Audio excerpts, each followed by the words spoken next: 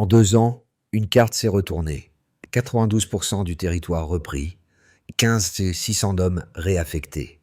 Les rapports étrangers y voient une anomalie, mais les chiffres seuls ne suffisent pas. Qui est donc Ibrahim Traoré, cet officier devenu symbole d'un renversement de souveraineté au cœur du Sahel? Ce qui suit révèle comment la statistique s'est muée en stratégie et la punition en instrument de dignité. Ce récit n'est pas seulement celui d'une armée reformée, il incarne une promesse plus vaste, celle d'un continent en quête d'autonomie réelle. Sous le commandement d'Ibrahim Traoré, le Burkina Faso a misé sur un principe simple. Une nation ne se libère pas par la dette, mais par l'usage lucide de sa propre force humaine. L'enjeu est double. Prouver qu'une réforme née du besoin peut devenir doctrine et montrer que la justice réinventée peut restaurer la confiance publique. Car si ces 15 600 hommes sont devenus soldats, c'est que le pays a osé transformer sa vulnérabilité en ressource. Derrière cette audace se cache une expérience. Peut-on armer la rédemption sans militariser la société? C'est cette tension entre espoir et risque que l'Afrique tout entière observe. Et c'est aussi la promesse implicite de cette histoire, celle d'un modèle de souveraineté qui ne s'achète pas, mais se construit à la sueur des hommes. La révélation est arrivée avec 2 chiffres, 92% du territoire récupéré et 15 600 détenus réaffectés. 2 données, mais un choc politique. Pendant que les chancelleries tentaient d'y voir une dérive, les observateurs régionaux ont perçu autre chose. La naissance d'un laboratoire africain de sécurité souveraine. Sous Ibrahim Traoré, l'État burkinabé n'a pas seulement reconquis des villages, il a redéfini le rôle du citoyen face à l'État. Avant 2022, le Sahel s'enfonçait dans une spirale d'abandon. Les zones rurales, livrées à la terreur, perdaient jusqu'à 40% de leur population active. L'armée, dispersée sur plusieurs fronts, peinait à tenir une ligne continue de défense. Dans les prisons, s'entassaient les jeunes de ces mêmes villages, cultivateurs ruinés, mécaniciens sans emploi, rêveurs frustrés par la lenteur d'un système qui les condamnait sans les comprendre. C'est de ce vivier oublié qu'est née l'idée du programme CPU, Combat Prison Unit. Les premiers rapports internes évoquent une initiative expérimentale. Pourtant, en moins de 6 mois, elle a bouleversé la hiérarchie militaire. Chaque ex-détenu recevait une formation accélérée en tactique, mais aussi un cours sur l'histoire des luttes africaines et sur la souveraineté nationale. Leur objectif n'était pas la vengeance, mais la contribution. Et c'est ce glissement conceptuel, de la punition vers la réparation, qui a piégé les vieux schémas d'analyse occidentaux. Ainsi, le contexte n'est plus celui d'un pays sous tutelle, mais d'une société qui apprend à réécrire sa propre équation.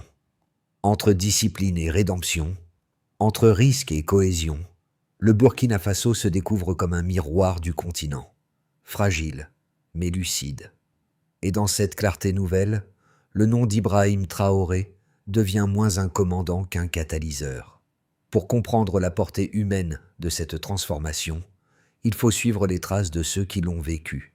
À Ouahigouya, dans le nord du pays, un ancien détenu devenu caporal raconte « J'ai volé du riz pour nourrir mes enfants. Aujourd'hui, je protège la route où passe le blé du pays. »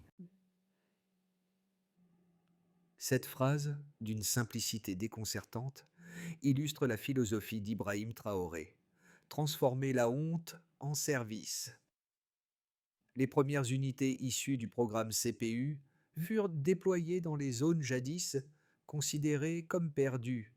Leur présence changea la donne.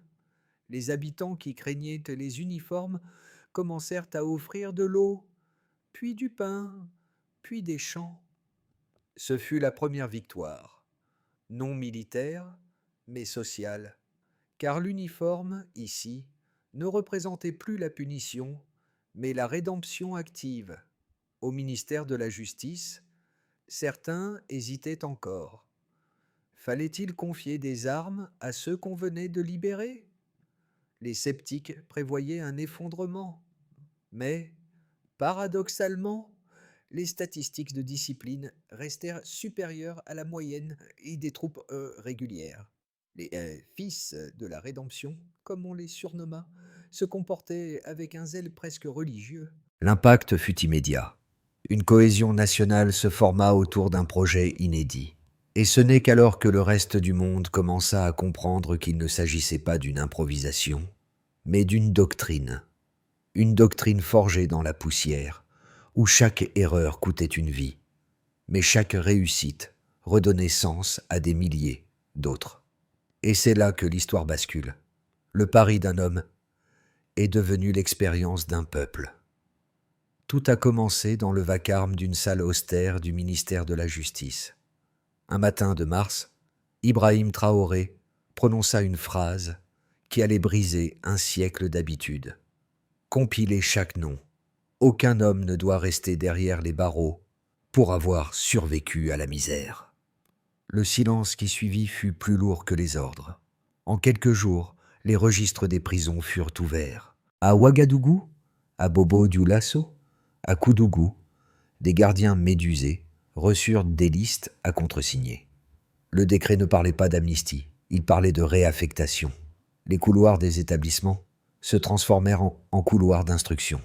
Des tailleurs cousaient à la hâte de nouveaux uniformes pendant que des officiers de réserve, rappelés en urgence, préparaient les modules de formation. Le premier lot, 800 hommes, fut envoyé à Pau, dans l'ancien centre d'entraînement des commandos. Là, sous un soleil de plomb, les anciens prisonniers se tenaient en ligne, épaule contre épaule. Les instructeurs, eux-mêmes vétérans d'années de guerre asymétriques, savaient qu'ils assistaient à quelque chose de plus qu'un simple recyclage. Ils voyaient renaître une armée issue du peuple, forgée par le rejet et la nécessité. Les médias occidentaux, d'abord, n'y virent qu'un geste populiste. Mais à mesure que les chiffres arrivaient, 92% du territoire repris, 300 localités rouvertes, 600 km de routes sécurisées, la caricature céda place à la curiosité. Le modèle Traoré entrait dans les analyses militaires et bouleversait les doctrines héritées. Sur le terrain, la dynamique était saisissante. Les ex-détenus, rebaptisés unités CPU, n'avaient ni privilèges ni grades. Ils recevaient une ration identique aux soldats réguliers, dormaient dans les mêmes tentes, marchaient sur les mêmes routes.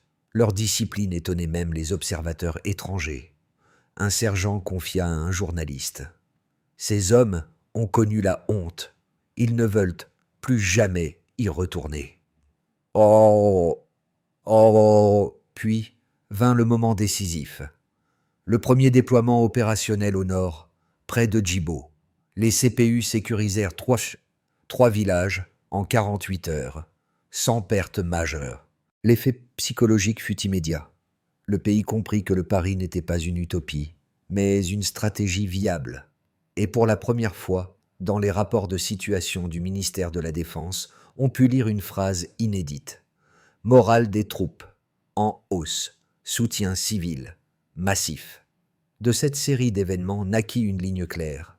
La réforme carcérale s'était muée en outil de défense, et la défense en symbole national. C'est là que la révolution de Traoré prit sa forme définitive. Ni coup d'État, ni miracle, mais une équation pragmatique entre la volonté, la dignité et la nécessité. Les premières analyses sur le terrain ont commencé à circuler en novembre 2022. Ce qui était initialement perçu comme un acte de défiance s'est transformé en un modèle de gestion de crise, et les chiffres ont rapidement suivi. Les 3 premiers mois de déploiement des unités CPU ont montré des résultats impressionnants, certains allant au-delà des prévisions les plus optimistes. Dans la région de Djibo, un bastion islamiste clé du Sahel, les attaques ont diminué de 65% après l'intervention des unités CPU. Les statistiques militaires du Burkina Faso ont noté une réduction de 40% des pertes humaines dues à des embuscades sur les routes commerciales. Les convois qui auparavant se faisaient attaquer chaque semaine étaient désormais escortés par des soldats qui connaissaient les moindres recoins de leur territoire. À Bobo-Dioulasso, où les unités CPU étaient en charge de la sécurisation des champs, les récoltes ont augmenté de 18% dès la première saison suivant leur déploiement. Le retour de la sécurité a permis à des milliers de fermiers de revenir cultiver des terres abandonnées depuis des années. Certains villages, autrefois dévastés par les exactions des groupes armés, ont vu leur économie renaître. Plus impressionnant encore, l'intégration de ces 1500-600 hommes dans l'appareil militaire national a permis une augmentation de 22% du taux de réactivité des troupes burkinabées face à des menaces externes. Les analyses de terrain ont révélé que les ex-détenus, qui étaient formés non seulement à la stratégie militaire, mais aussi à des techniques de psychologie de masse, avaient développé une cohésion exceptionnelle, notamment avec les populations locales. Leurs actions étaient perçues non seulement comme une lutte pour la sécurité, mais aussi comme un acte de justice. Les rapports du ministère de la Défense sont désormais clairs. Les ex-prisonniers, une fois formés, n'étaient plus de simples soldats. Ils étaient devenus un outil de stabilisation sociale, un levier de développement et une ressource précieuse pour le pays. L'influence de ce modèle a vite franchi les frontières du Burkina Faso.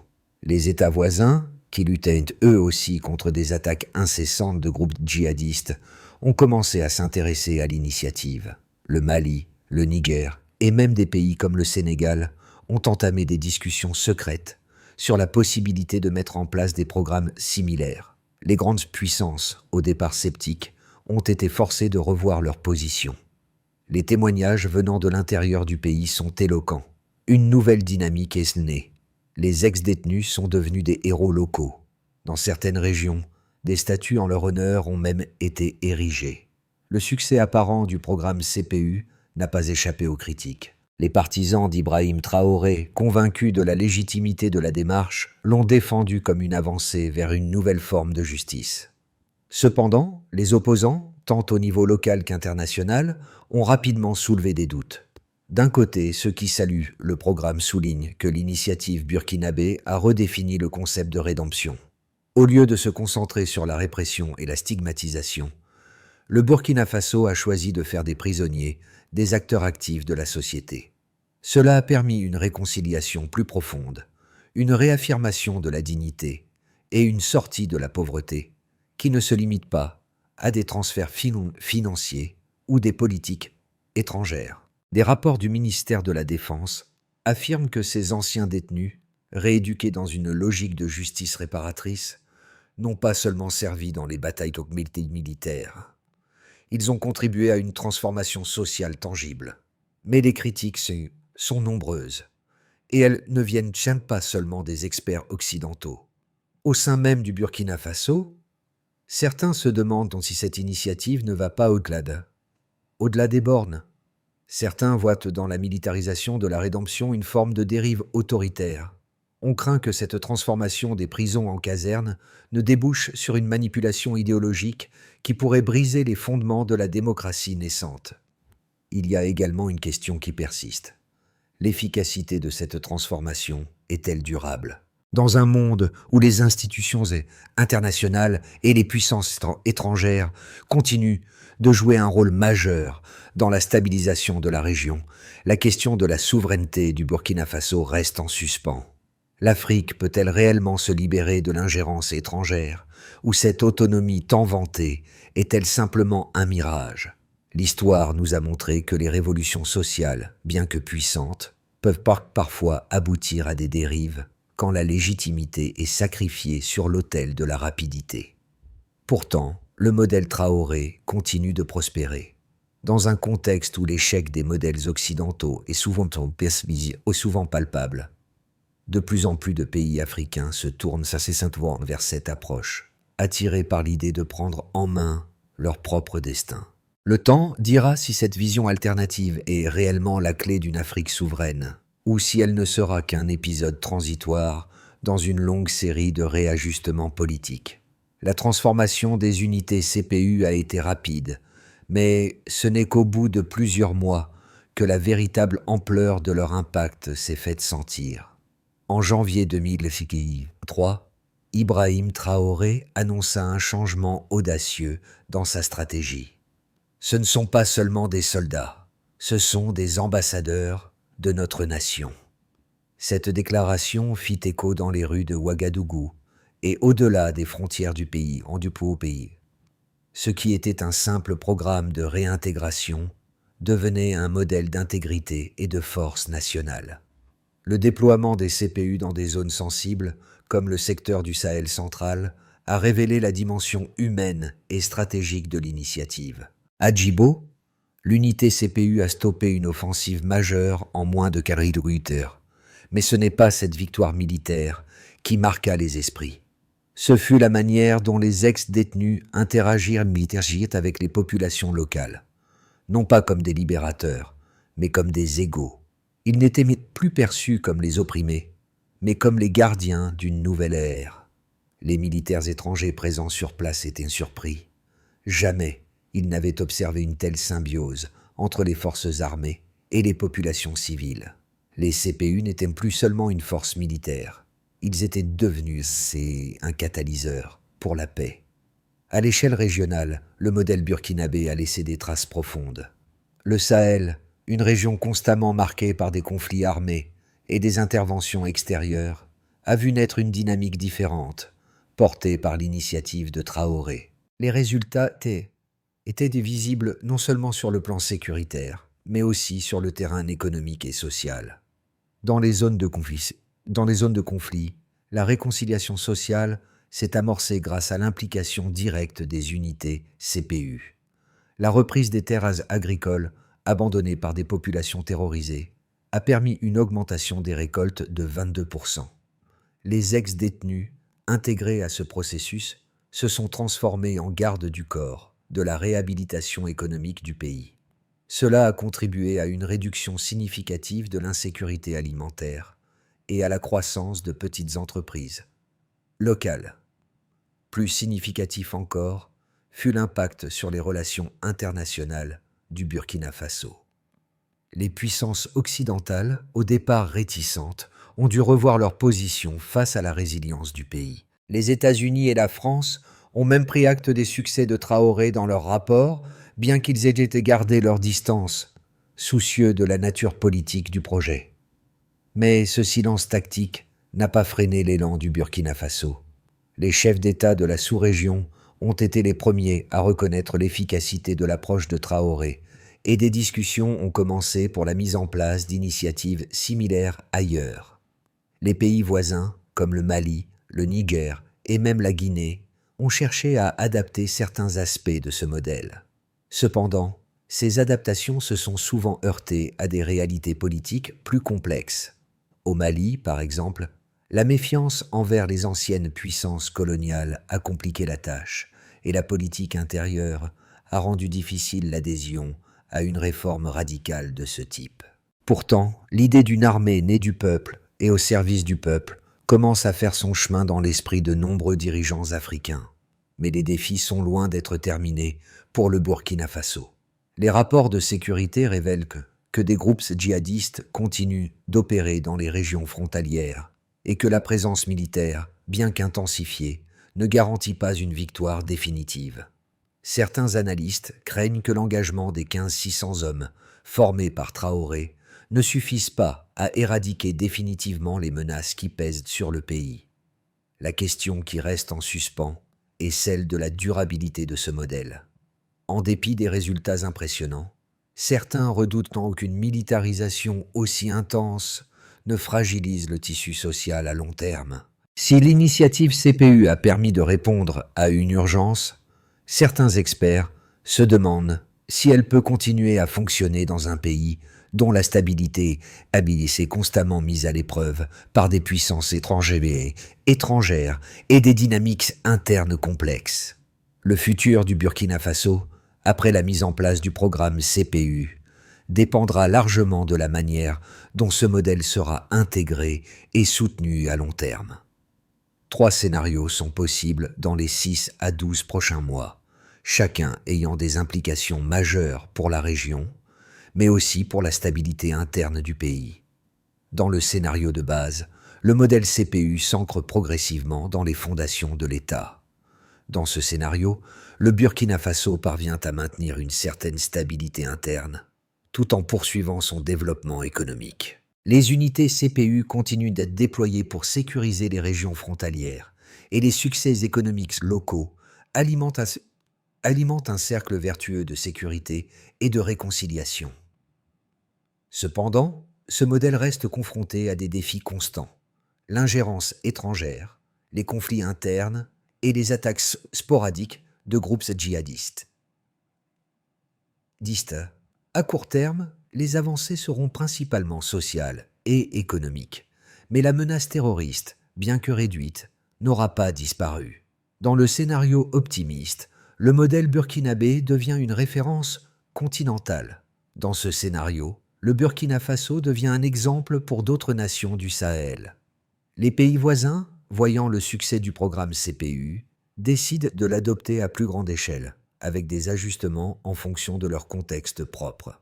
Les unités CPU se transforment en un véritable réseau régional de défense et de sécurité. Cela permet non seulement d'améliorer la stabilité dans le Sahel, mais aussi de renforcer l'intégrité des États africains vis-à-vis des puissances étrangères.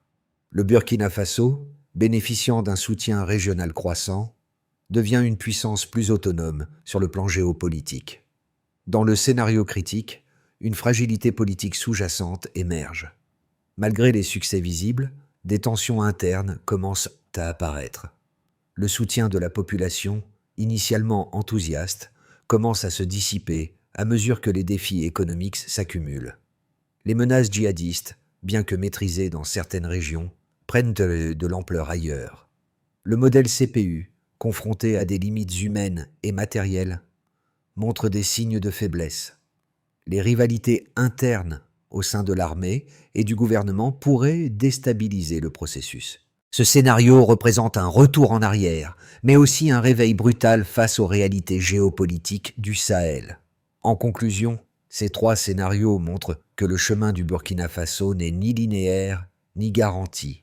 Le pays a fait des choix radicaux, mais ces choix impliquent des risques tout autant que des bénéfices. Le futur de la nation sera écrit non seulement par ses leaders, mais aussi par la population qui, chaque jour, doit décider si ce modèle est réellement la voie vers la liberté ou un piège déguisé. Le modèle CPU a provoqué une transformation profonde au sein des communautés burkinabées. La réintégration des ex-détenus dans la société n'était pas seulement une question militaire, mais un véritable test pour le tissu social. Au-delà des chiffres, c'est l'effet psychologique sur la population qui a véritablement marqué cette révolution silencieuse. Les premières réactions dans les villages comme à Ouagadougou étaient mitigées. Certains redoutaient que ces anciens prisonniers, désormais soldats, ne représentent une nouvelle forme d'oppression. Mais au fil du temps, l'engouement a pris une autre direction. Les habitants des zones rurales, autrefois livrés à eux-mêmes face à l'insécurité, ont vu dans ces hommes un symbole de résilience. Les ex-détenus, qui autrefois erraient dans les rues en quête de sens et de rédemption, sont devenus des figures de confiance. Des cérémonies de bienvenue ont été organisées pour les unités CPU et des groupes locaux ont commencé à leur offrir des repas, des dons et des chants. Cette interaction entre les anciennes victimes et les nouveaux soldats a ouvert la voie à une réconciliation inattendue. Pour les jeunes, cette transformation a été un modèle de possibilité. Les enfants, souvent élevés dans l'ombre du conflit, ont maintenant un exemple à suivre, celui de la rédemption. Dans certains villages, des ateliers de reconstruction ont été organisés, où les ex-détenus ont partagé leurs expériences avec les jeunes, leur enseignant les valeurs de la souveraineté et du respect de soi. Cet impact, au-delà de l'ordre militaire, a permis de renforcer une forme de solidarité nationale. Ce n'était pas seulement la guerre contre les ennemis extérieurs qui comptait désormais, mais la guerre pour la dignité intérieure du Burkina Faso. La route vers un Burkina Faso stable et souverain ne se trace pas uniquement par la force militaire, mais par une série de réformes profondes, unifiées et soutenues par la volonté collective. Le modèle CPU est une réponse à une urgence, mais il doit être intégré dans un cadre plus large de réformes sociales, économiques et politiques pour garantir sa pérennité. Voici les 5 étapes non nécessaires pour maintenir et développer ce modèle. La première étape consiste au renforcement des institutions locales. Le programme CPU ne peut pas fonctionner sans une coordination efficace avec les autorités locales. Chaque unité CPU devrait être accompagnée par des initiatives de renforcement des gouvernements locaux, en assurant leur capacité à gérer les zones récupérées. Cela passe par des formations continues, mais aussi par l'établissement de programmes de soutien économique local, garantissant que la population bénéficie des gains réalisés. La deuxième étape porte sur l'éducation et la réinsertion sociale. Bien que la réintégration des anciens détenus ait commencé, un programme éducatif plus structuré doit être mis en place pour les jeunes et les anciens soldats. L'éducation sur les droits de l'homme, la gestion de la violence et la démocratie est cruciale pour éviter que les nouvelles générations ne tombent dans les mêmes pièges que celles du passé. La troisième étape vise la diversification économique. Le modèle actuel repose sur une économie essentiellement agricole, mais la résilience du pays dépend de sa capacité à diversifier ses secteurs. Investir dans les infrastructures, les nouvelles technologies et l'industrie légère est essentiel pour créer de nouvelles sources de revenus et réduire la dépendance à l'agriculture. La quatrième étape concerne la diplomatie régionale active. Le Burkina Faso ne doit pas se replier sur lui-même. Au contraire, il doit renforcer ses liens avec les voisins et les autres nations du Sahel. Des accords de coopération régionale dans les domaines de la sécurité, de l'éducation et du commerce permettront d'étendre l'impact du programme CPU à d'autres pays. La cinquième étape implique une surveillance continue et adaptation. Le programme CPU devra être surveillé en permanence, avec des ajustements en fonction des évolutions du terrain. Une commission indépendante, composée d'experts et de représentants de la société civile, doit être mise en place pour garantir que les droits humains ne soient pas sacrifiés dans la quête de sécurité. Ces 5 étapes sont la clé pour éviter que le modèle CPU ne devienne une solution temporaire et pour en faire un fondement de la souveraineté durable du Burkina Faso. Au cœur de cette transformation, un symbole réapparaît, la terre. À travers le Sahel, la terre représente plus que la simple ressource. Elle est un miroir de la souveraineté.